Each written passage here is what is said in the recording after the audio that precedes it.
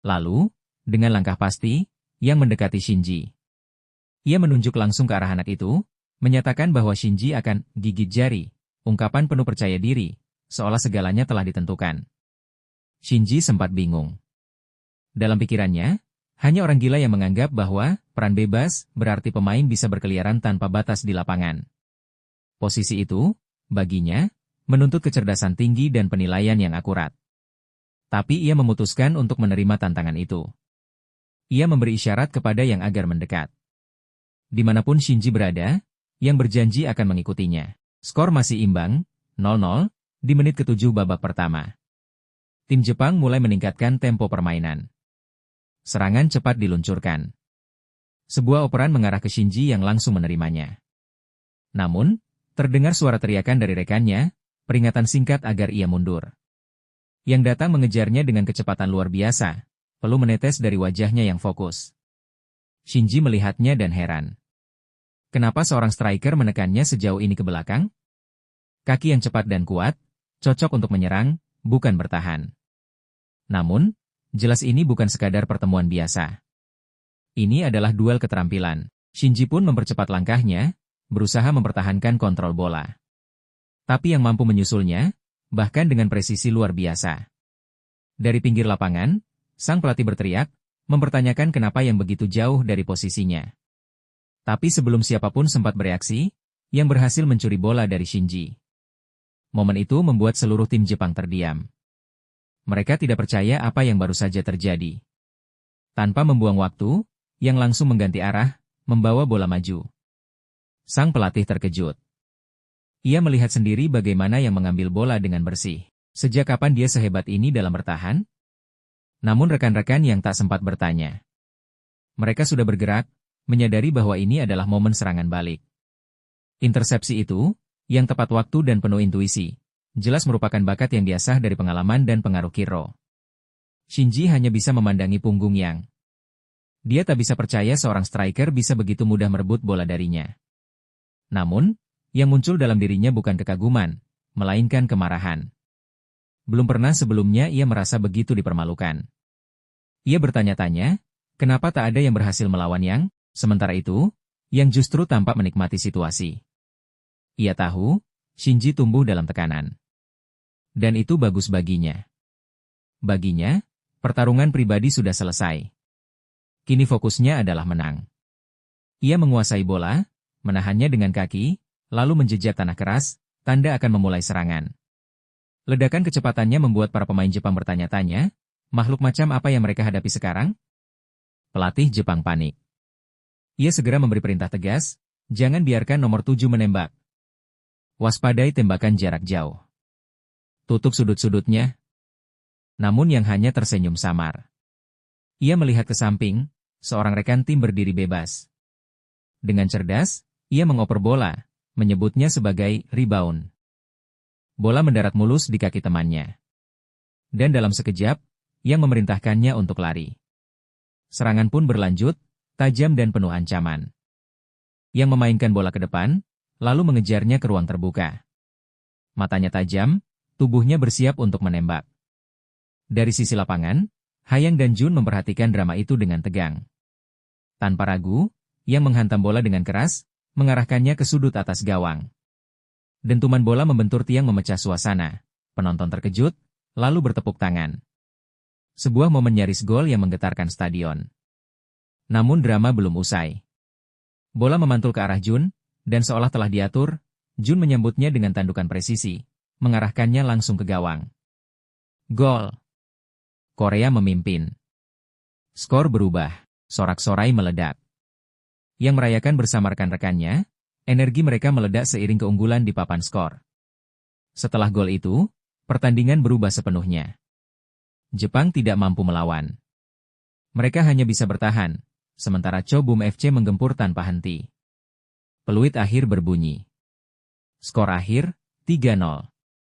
Kemenangan mutlak bagi Chobum FC. Sang komentator menyatakan dengan kagum, anak muda itu, Yang, mencetak 1 gol dan 1 assist, hanya dalam babak kedua. Sementara Mayang Seak memberi komentar bahwa Yang telah menunjukkan 2 sisi permainannya, penyerang yang ganas, dan pemain bertahan yang cerdas. Tim Cham FC bersorak kegirangan. Satu langkah lagi menuju gelar juara. Yang berbicara dengan yakin, mereka hanya perlu satu kemenangan lagi. Satu pertandingan terakhir. Dan mereka akan jadi juara dunia. Lawan mereka akan ditentukan dari laga antara Jerman dan Sao Paulo. Pertandingan itu pun digelar. Namun hasilnya mengejutkan, Jerman menang telak 4-0. Banyak yang kecewa. Sao Paulo yang semula dianggap calon kuat juara justru tak mampu memberikan perlawanan berarti. Fisik para pemainnya pun jadi sorotan. Dengan tinggi rata-rata tak lebih dari 170 cm, mereka lebih mirip siswa sekolah dasar daripada atlet profesional. Yang merenung. Mencapai final sudah luar biasa, tapi tantangan sesungguhnya baru dimulai. Lawan mereka kali ini berbeda. Di antara semua pemain Jerman, satu nama menjadi perhatian, Bart Subberg. Pemain bertahan bertubuh tinggi menjulang yang dianggap sebagai masa depan sepak bola Jerman. Tingginya menjadikan dia tembok hidup, selalu berdiri di depan garis pertahanan. Ia dikenal dengan kemampuan membaca permainan, posisi sempurna, dan blok yang hampir mustahil ditembus. Untuk melawan itu, ia memutuskan menggunakan kemampuannya yang paling tajam, keserakahan. Bagi Yang, itu adalah bakatnya, kemampuan membaca peluang dan mengubahnya menjadi keajaiban di lapangan. Kini misinya jelas, menang dan mencetak 1 gol serta menyelesaikan 10 assist. Sebelum pertandingan besar itu, seseorang mendekatinya. Seorang pemain Jepang, Kagawa, mengulurkan tangan. Dengan ramah, dia berkata akan menang lain kali. Meski yang tidak memahami ucapannya sepenuhnya karena dalam bahasa Jepang, dia menganggapnya sebagai pujian. Dan ia membalas dengan sebuah kalimat singkat, "Kau bermain bagus." Keesokan harinya, di Stadion Sangam yang megah, para pemain masuk ke lapangan. Sorak-sorai menggema. Pendukung berteriak, menyemangati sang bintang muda, Yang. Mereka percaya, dia akan menciptakan keajaiban lain. Final pun dimulai. Cham FC menghadapi VfB Spengle dari Jerman. Peluit wasit dibunyikan. Ini adalah puncak dari segalanya, kejuaraan dunia remaja. Satu pertandingan, satu tujuan, jadi juara. Volo bukanlah pemain dengan bakat luar biasa. Tapi satu hal yang mencolok darinya, tinggi badannya. Sangat tinggi. Hingga membuat para pemain muda lain merasa seperti semut di samping seekor jerapah. Dan dengan kehadirannya, VfB Pengle berhasil mencetak gol bersih hanya dalam 15 menit pertama. Yang, seorang pemain muda yang lincah, berusaha menembus pertahanan. Tapi upayanya terus terhalang.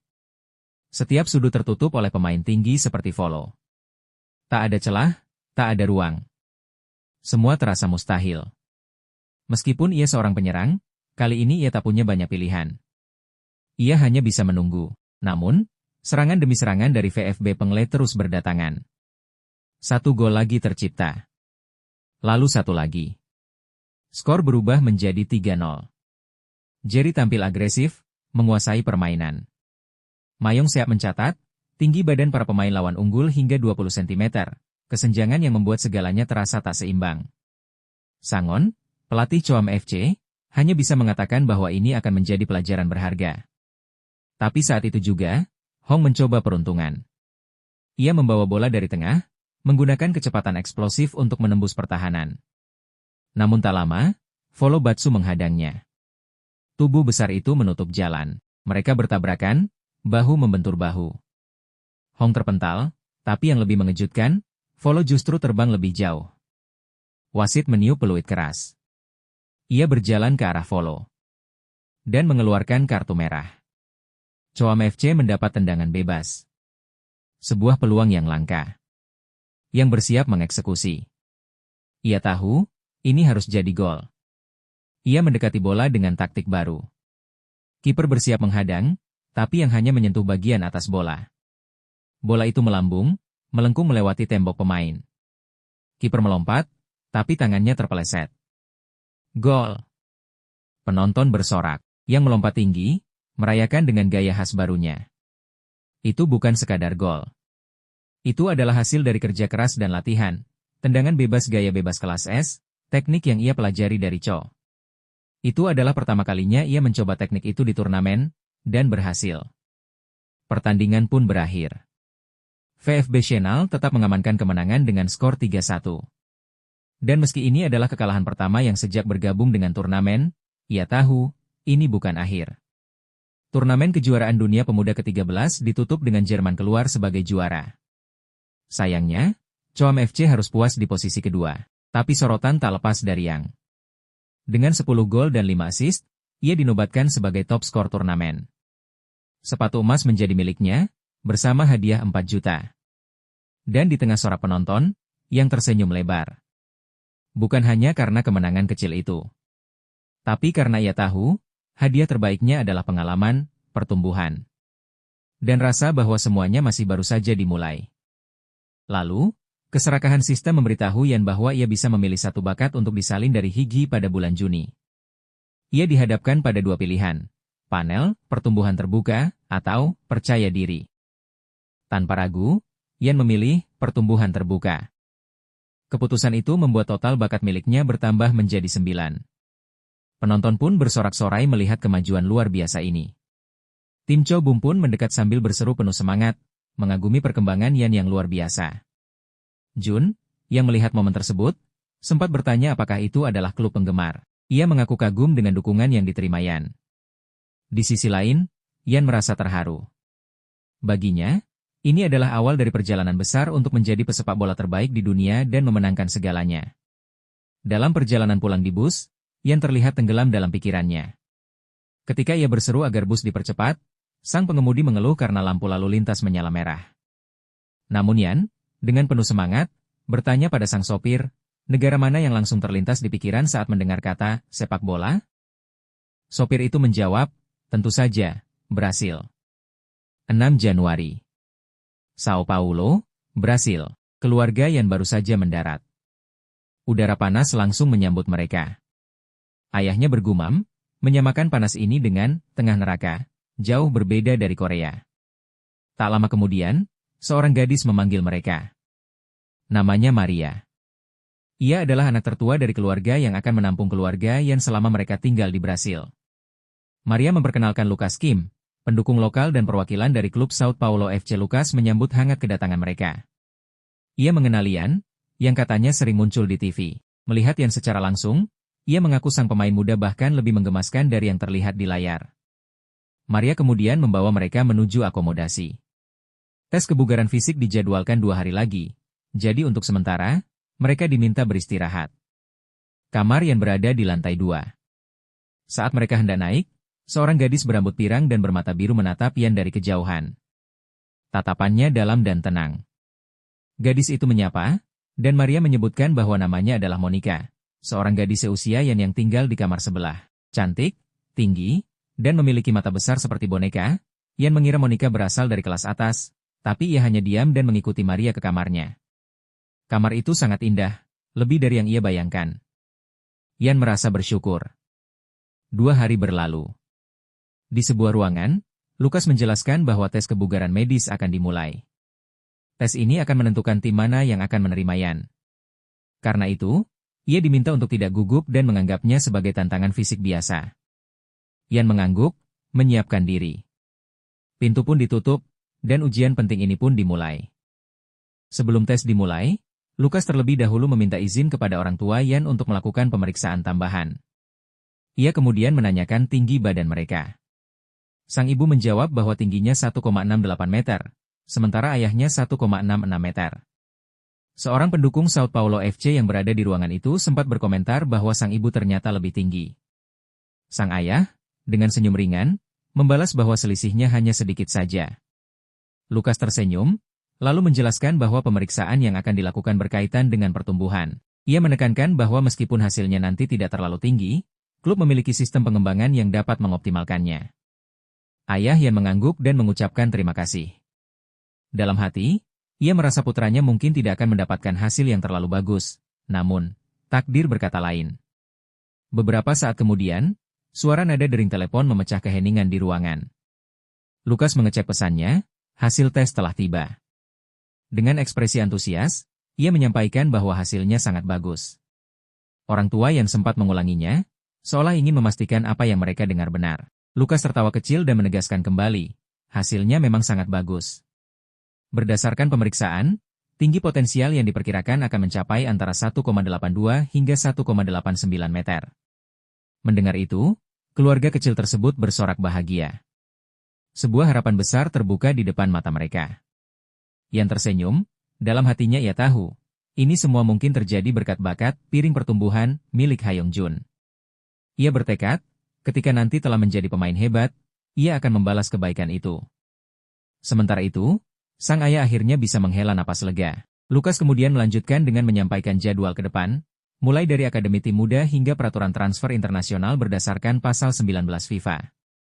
Yan mendengarkan dengan saksama, lalu menjawab bahwa ia mengerti.